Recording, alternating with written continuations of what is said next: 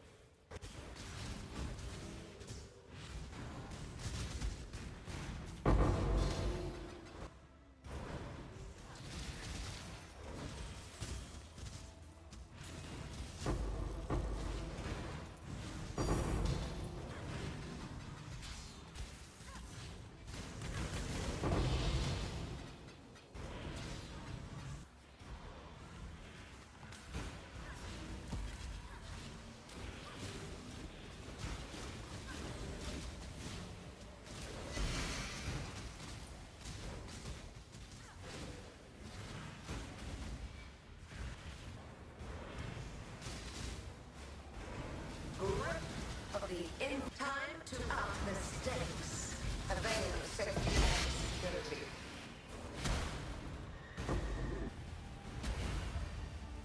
Take this. Stand still.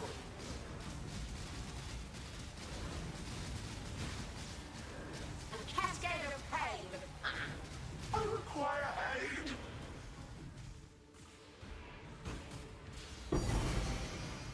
The living toy must enjoy our contests, for it continues to play. Alright, so this is the character, currently level 91, exiled Bogforge Red. And yeah, I'm recording this a bit later than usually, because there was not much to talk about, and by that I mean this. Whoops. 115 deaths. And all I can say, I would recommend to play a different version or play something different and switch into the build once you're, I would say, above level 80 or something like that, because the build was squishy as fuck and it didn't feel good to play. But once I got a level 84 and I was able to equip my items, then things changed. And let's first of all hover over my items, just so you get the idea what items I have if you're on a phone or something. But, of course, Path of Building link will be in the description. These are the flasks. And let's also take a look at the skill gems. So, Auto Exertion, General Scry, Lacerate of Butchering, Bloodthirst, Awaken Melee Fist, Pulverize, Bladestorm of Uncertainty, Bloodthirst, Ally Damage with Attacks, can swap to Awaken version, Pulverize, Increased Crit Damage, and Trinity, Assassin's Mark, Ally Weakness, Punishment, Hydrosphere, Arrogance and Precision, Purity of Elements and Petrified Blood, Rallying Cry, Intimidating Cry, Auto Exertion, Desecrate. And yeah, now let's get into the skill tree, because the Ascendancy is the thing that the build revolves around. And it's this node right here, Sanguine Power. Removes our energy shield, gain maximum life instead of maximum energy shield from equipped armor items. And that's the reason why I have as much energy shield and as much life on my gear, basically, on my armor pieces. So boots, body armor, helmet, and gloves. And yeah, this makes it basically be 1-to-1 with life. So 1 life gives you the same amount as 1 energy shield, and That's why I have basically 2 prefixes on energy shield and 1 prefix on life on my gear pieces, on all of them, because that gives you, I think that gives you the most amount of life. Also, I need to recraft my boots. I bought these, didn't craft these. And how, if you're wondering how I've got the helmet, body armor, and gloves, I just bought fractured braces, each for a couple divines. You can buy a bit worse than these, and you're gonna save a lot of money. So I bought the fractured braces, and I spammed deafening essences of woe, because they're only 1.5 or 7 chaos each essence, so they cost really nothing. So you can really spam those essences on these items, wait until you hit good prefixes, and then maybe, if you feel like it's worth it, slam on some exalted orbs and get some good resists or anything you need, basically. That's exactly the way how I got these gloves, body armor, and the helmet. Just spam essences until you hit something that you feel like it is worth slamming, and then slam exalts. That's how you craft the items. And I'm gonna do the same with boots.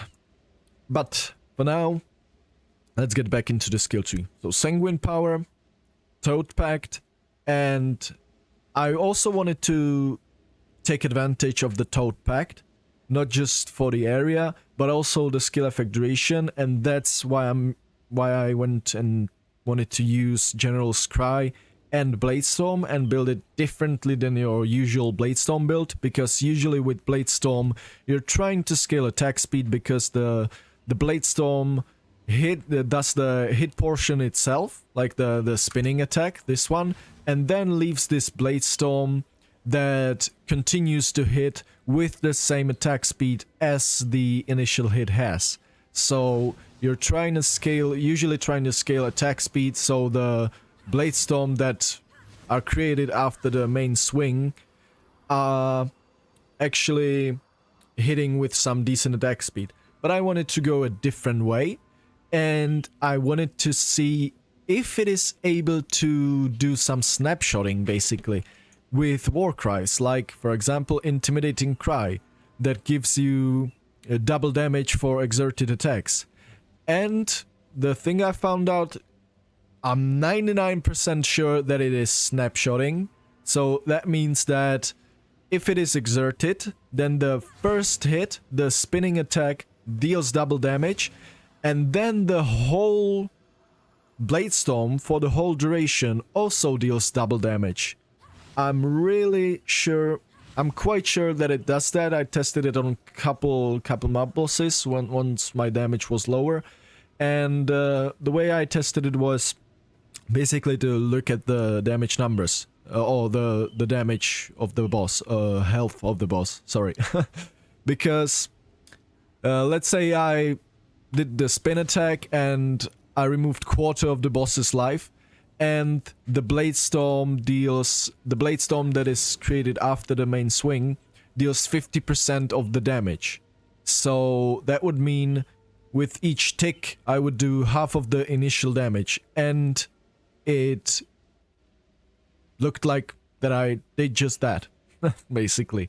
So I'm quite sure, as I said, 99% sure that it is snapshotting, and that's why I went with war cries and actually not scale attack speed for the first time, because if you're doing some heavy hitting, then you have some skill duration, as I said, from the Toad Pact. For the Bladestorm, the duration is 4.5 seconds with just the Toad Pact, and that makes it be quite nice, because you've got 4 of these Bladestorm that you can have active at the same time, and some of them are gonna do double damage basically because of your Intimidating Cry. So I tried to do basically a heavy hitting Bladestorm with lower attack speed, although attack speed doesn't hurt because I'm not using multi-strike, and the attack speed doesn't hurt because as I said, the Bladestorm scales with the initial attack speed of the main swing. So the more attack speed you get, the more frequently the Bladestorm hits, and the more frequently it's gonna do the double damage hits, right? So scaling attack speed isn't like breaking the build, and that's what I'm trying to do by having Onslaught and Frenzy charges, but I'll get to that later. Yeah, and then after the Toad Pact and Sanguine Power, it is just whatever whatever I felt like is good enough. So while imprecations or whatever, just for the Malediction, 10% reduced damage dealt and 10% increased damage taken for the nearby enemies, so basically everything on the screen. And Eerie Silence for the Pacify skill, mainly for the 30% increased damage taken, and it's just a curse that is added to a character that you occasionally click on enemies that you feel like need it. And the Pacify portion itself is quite nice. When the 60% of the curse duration expires, then even bosses do basically no damage. And if you have the duration of 15 seconds, then 60%, after 60% expires, then for the rest of the time, bosses deal no damage. And the portion of taking increased 30% increased damage works the entire time, because the curse counts as basically being cursed, right? Or the enemy. So that's why I'm using it. Feels nice, feels good. And yeah, this is just the Ascendancy. And the skill tree is revolved around, basically changed together with the items. As you can see, I've got a lot of tattoos, because let's get into this keystone right here. This keystone, Supreme Ostentation, you can get by having Elegant Hubris commemorated by Caspiro, and it's gonna change the keystone to, or any keystone in radius, as you can see I've got it right here, into Supreme Ostentation. And by getting Supreme Ostentation, you ignore attribute requirements on items and gems. So that means I don't have to worry about getting any attributes on my gear, and I can change all my attribute nodes into tattoos. And that's just what I did. So I got Lightning Rest tattoos, Reduced Effect of Curses tattoos, and for now I've got 4 chance to avoid bleeding, because I've got 60% on my boots, that makes it 100. So I'm bleed immune. And the rest is increased physical damage tattoos, to give me some extra increased damage, right? Yeah, and at the same time, as I was saying that skill tree is chained with the items, one of the reasons why I'm using Supreme Ostentation, not just because I don't have to worry about any attributes on my items, but also it gives me easier access to things like Leadership's Prize. And by having Leadership's Prize, you get the Brittle Conflux, Sapping Conflux, and Scorching Conflux if 2 of your highest attributes are equal. And that's just what I have. 110 Intelligence, 110 Strength. And if these 2 are equal, you have the the confluxes for all the 3 alternative elements. It also disables your Ignite, Chill, Freeze, and Shock. It says it on the item. But what it does, it shows these icons here, and all of your damage now can Scorch, Sap, and Brittle. And normally, for example, Brittle, only cold damage can inflict Brittle. Only lightning damage can inflict Sap, and only fire can inflict Scorch. But with the confluxes from the amulet, all of your damage can inflict these elements. And if you combine it with the Voidforge, that picks random element each time it basically deals damage. It picks random element. I'm not sure now if it alternates between elements, but let's say it alternates. If I wouldn't have the confluxes, and I would have basically, for example, normal Sacreds of Suffering, the interrogation keystone, to apply my alternative ailments, if it would choose fire, then I would apply only Scorch. And if it would choose Cold, then I would apply only Brittle. And that would feel clunky because Brittle is the main portion of getting high crit chance into this build. So it would feel clunky, and especially on bosses, because you would have to attack a couple times to inflict your Brittle to actually have a good DPS.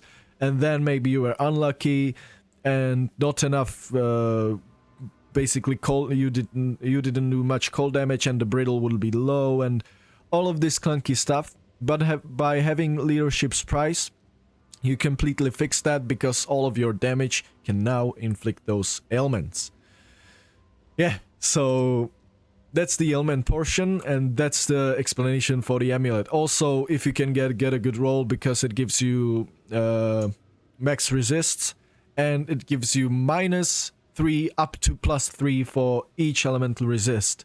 And you can get these for some reason for pretty cheap in this league. They usually cost Sense of Divines. At least like last league they did cost like, I think the good roll cost like 30 divines the last time I checked it, but now I bought this literally perfectly rolled for I think 7 divines.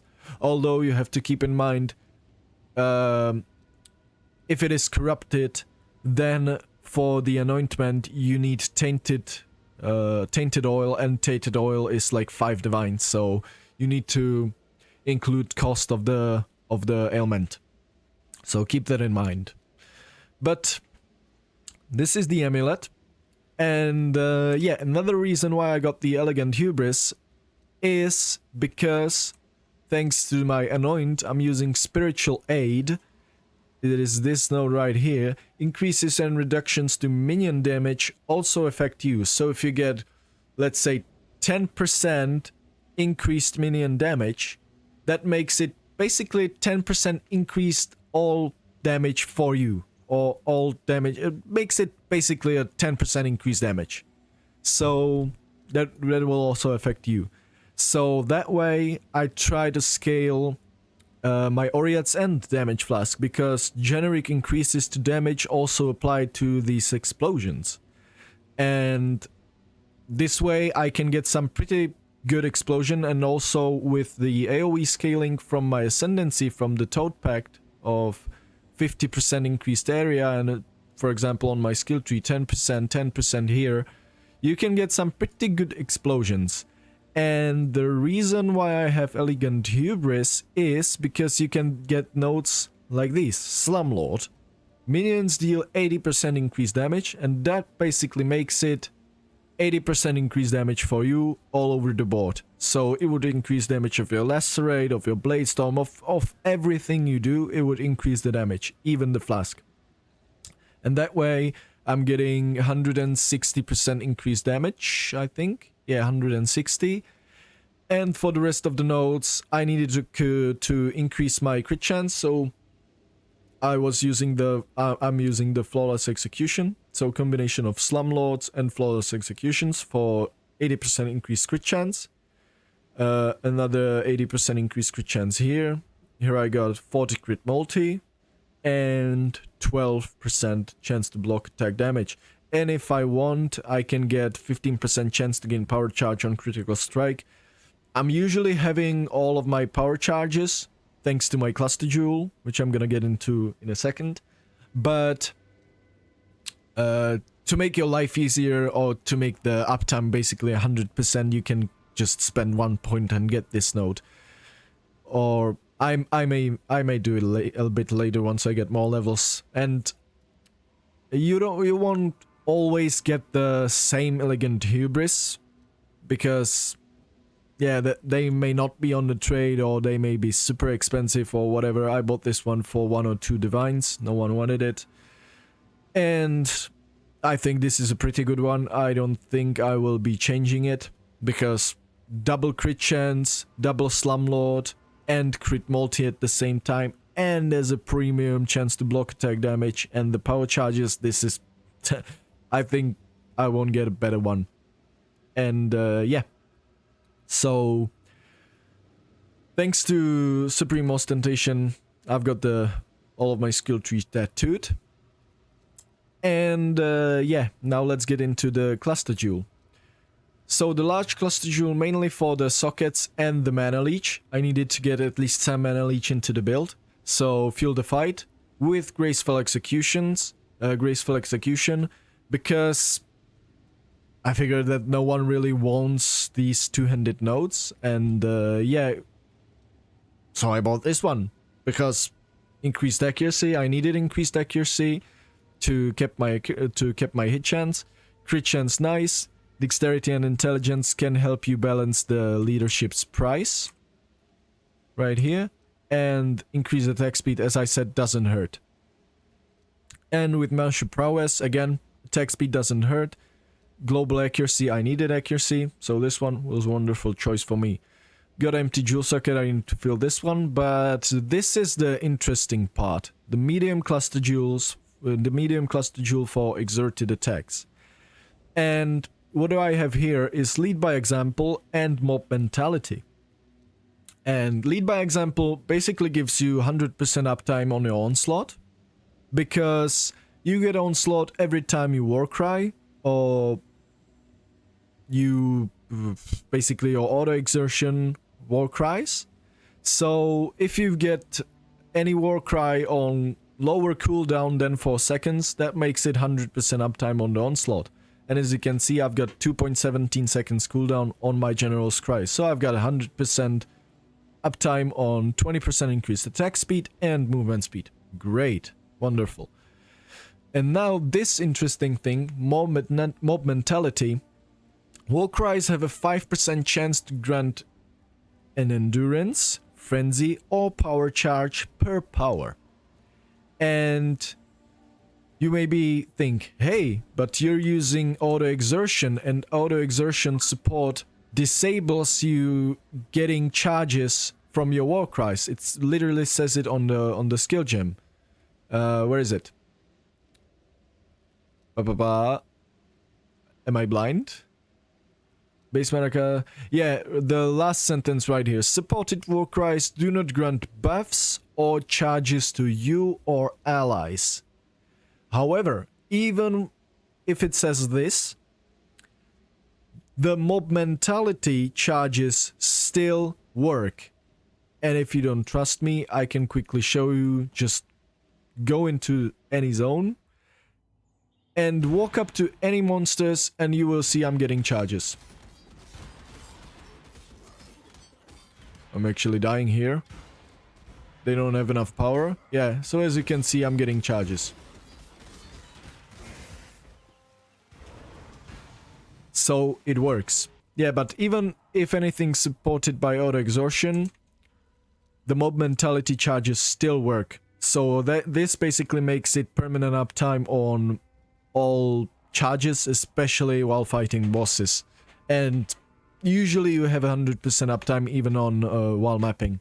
But this makes it pretty easy to have all the charges while you're fighting bosses. And if you want to increase the charge gained, you can actually play with cooldowns on your warcries, because, for example, Intimidating Cry, I'm using Intimidating Cry and Rallying Cry linked with auto exertion, and they do have different cooldowns. And the way that auto exertion works, it doesn't wait for all the warcries to basically reset their cooldown. It pops the warcry that is ready to be popped. And I'll show you once more. It doesn't show in the hideout, but I'll turn off my General's Cry. Yeah. Now as you will see, intimidating, rallying. Intimidating, rallying. And this goes forever, basically. And if you add in auto exertion for different setup for the General's Cry, I now basically have 2 auto exertion setups that pop warcries at different times, and that makes it each single warcry basically counts the power of nearby enemies and gives me faster and better uptime on these charges. So that's basically the reason why I have only 17% quality on my rallying cry. So to make it have a different cooldown than my intimidating cry, because intimidating is 4.04 seconds and rallying is 4.65, and the cooldown of the auto exertion itself is 0.6 seconds. So I've got the window between these two where auto exertion support is off cooldown and can be popped again, and it's basically almost as soon as the war cry is also ready, the auto exertion is ready and can pop the war cry again. So I'm basically rotating all of these war cries as soon as as much as I can, but it is automatic.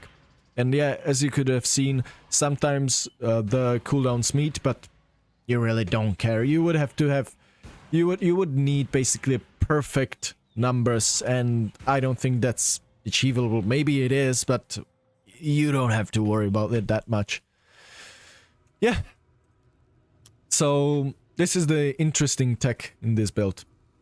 And yeah, the rest of the skill tree is basically trying to get as much life as I can. And that's essentially what it is. I'm having all of the 6 masteries for the 10% more maximum life, because I'm using Dissolution of Flesh. And the build's trying to scale as much life as it can, because if you combine low life with Bloodthirst support, it gives you added flat physical damage to the supported skills based on maximum life while you are on low life.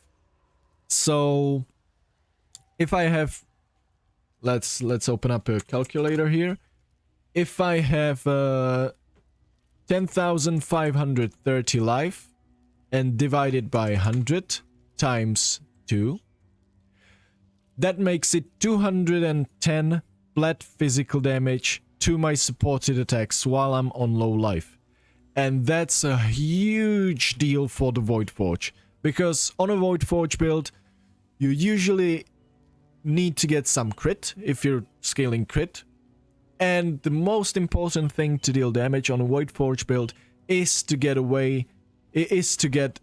good amounts of flat physical damage, because the flat physical damage is the base that the 700 weapon physical damage as extra scales from.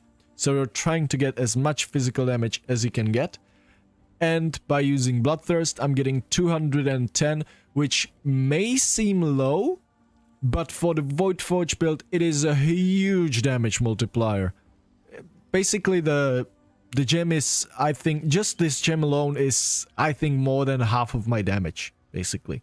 Or more than half of my DPS. And I'm using 2 of these on the Bladestorm setup and on the Lacerate with Generous Cry setup. Yeah, so you're trying to scale as much life and scale defense and offense at the same time. And that is fun, right?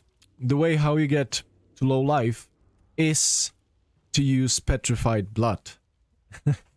And I know this is getting a bit too long, but there's a lot of like more advanced or a bit more complicated things in this build that all of them basically tie together to make the build work.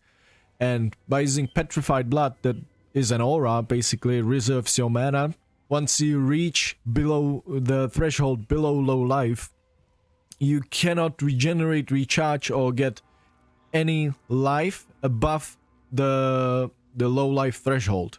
For me, it's 55% low life threshold, thanks to the mastery that says you count as on low life while at 55% of maximum life. And normally it's 50%. So once I am actually below low life, with my Blood Rage, for example, I will not be able to regenerate or get above low life in any way possible, except by pressing Life Flask. And don't do that. It is not necessary for this build. It actually kind of breaks the build, because once you're not on a low life, you're not getting the Bloodthirst physical damage. And that's why maybe in the showcase you've seen sometimes I don't deal as much damage. It's because I wasn't on low life, and I wasn't getting the flat physical damage from the Bloodthirst support. But as you can see, I cannot be basically recovered above low life. And if you combine Petrified Blood with Dissolution of Flesh, that says life that would be lost by taking damage is instead reserved, makes it that even while you're not on low life, sorry, I'm getting a bit lost in here, but it is interesting. Even though you're on low life, you still got the life pool that you can reserve. And I'll quickly show you in, for example, the Act 6. I'm on low life, but once I take damage, it's not gonna take damage from my actual life. It's not gonna reserve my actual life. It's gonna reserve the life globe, basically. Let me quickly show you, find some monsters. And as you can see, they're hitting me, but it technically counts as I'm on full life, even though I'm on low life. As you can see, so basically the unfortunate part when you go Petrified Blood makes you basically have half of the life, right? But with Dissolution of Flesh at the same time with Petrified Blood, it makes it that you still get basically damage into your full life even though you're on low life. And that's a great defensive layer and the main one for this build, and basically the reason why all of this works together. The combination of Petrified Blood and Dissolution of Flesh enables all of this to enables all of this together. And if you combine it with the Ascendancy actually scaling life and the Bloodthirst support, you're all of a sudden scaling life and damage at the same time, and in a really interesting way. But the main weakness of the Dissolution of Flesh is the fact that as I said, it reserves your life until you take no damage for 2 seconds. So let's say I take a hit for 5,000, it would basically reserve half of my life, just like an aura would. But until I am not hit for 2 seconds, it cannot, the reservation cannot be removed. So think of it as a temporary aura that you have to wait for 2 seconds to be removed. And that's the reason why damage over time is a weakness of this build, and probably the biggest one, and also the most annoying thing that can occur on the build. That you get some dot on you that still prevents you, even though if it would do only 1 damage, it would still prevent you from basically unreserving your life thanks to the sentence here for 2 seconds. So for the build to feel good, you need to get some way to get immunities to a lot of damage over time. And I'm currently immune to bleeding, as I said, with 60% chance to avoid bleeding, and the rest is on my tattoos for 40%. So I'm immune to bleed, as you can see, bleeding avoidance 100%. I'm getting cannot be poisoned, yes, from my corruption on ring. So I'm poison immune, bleed immune. I'm getting burning ground immunity, which is another just annoying damage over time effect on my Soul of Aberrath. And the next immunity I will get will be for Corrupted Blood on a rare or whatever jewel you can. So this way I'm gonna get immunities to all of these 4 dots. And there is still many more dots there in the game that you cannot basically avoid. For example, the Shaper balls or the Maven damage over time balls. All of these, like, you cannot avoid the damage, but they're not on you at the same time. You can avoid them, right? So you can actually, if you do the mechanics of the boss fight, you can avoid the damage over time. So yeah, that's, I think, the the explanation of the build, the skill tree. Yeah, and also I didn't explain the how do I get this circle right here. It's the impossible escape with conduit. That's it. You allocate it on your skill tree, and you get the nodes in radius for basically no travel points. So you still need to spend like the 1 point, but all of the points in the radius you can get just for 1 point without traveling. Yeah, that's the build. And maybe the last thing I want to talk about is the Headhunter. You absolutely don't need to have Headhunter. That's just what I'm gonna say. As I said, I crafted my gloves, body armor, and helmet, and I found out that I have more resist than I need, so I basically didn't know what belt to use. So I'm using Headhunter, because it's freaking 6 or 7 divines in this event. So I think it's a good excuse to use Headhunter into the build.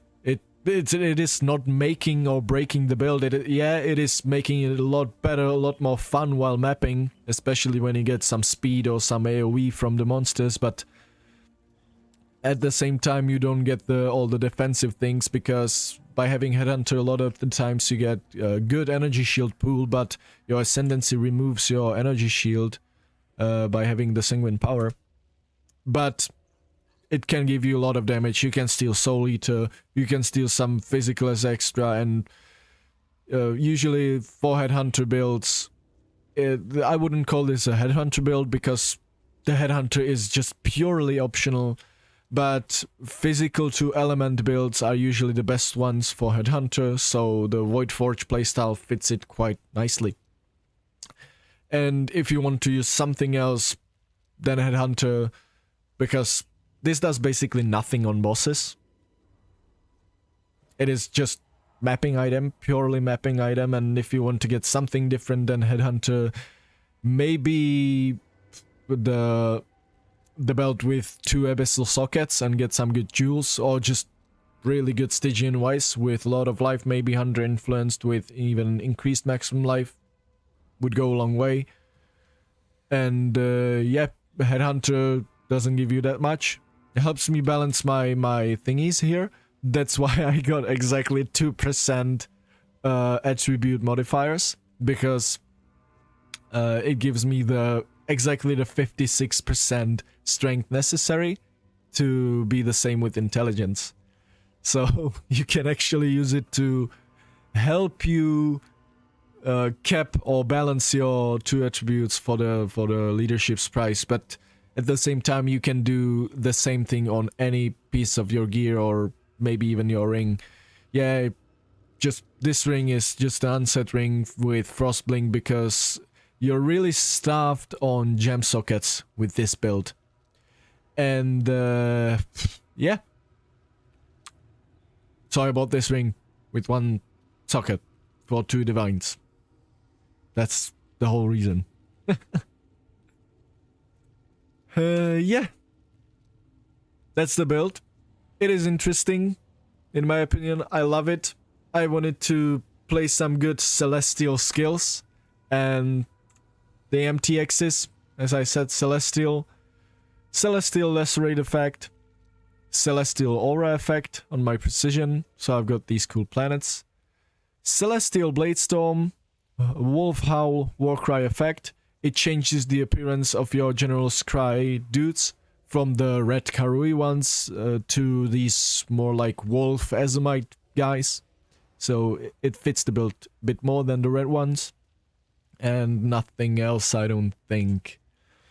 For the normal MTXs, it is the Purple Smoking Hood, the Body Armor, Breach Core Gloves, Beast Hunter Boots, the Zesht Back Attachment from the live stream, Breach Core Weapon Effect, Dark Shard Griffin Pet, yeah, and the Portal Frame, Breach Core Portal Frame, and Breach Core Portal effect with Metamorph footprints.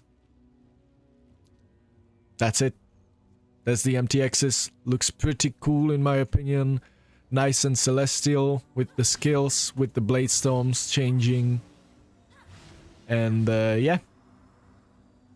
In my opinion, one of the more cooler builds and definitely a different way to approach Bladestorm. So there you have the video. Thank you guys very much for watching. Like and subscribe if you like the video. And see you next time, Exiles. Bye bye.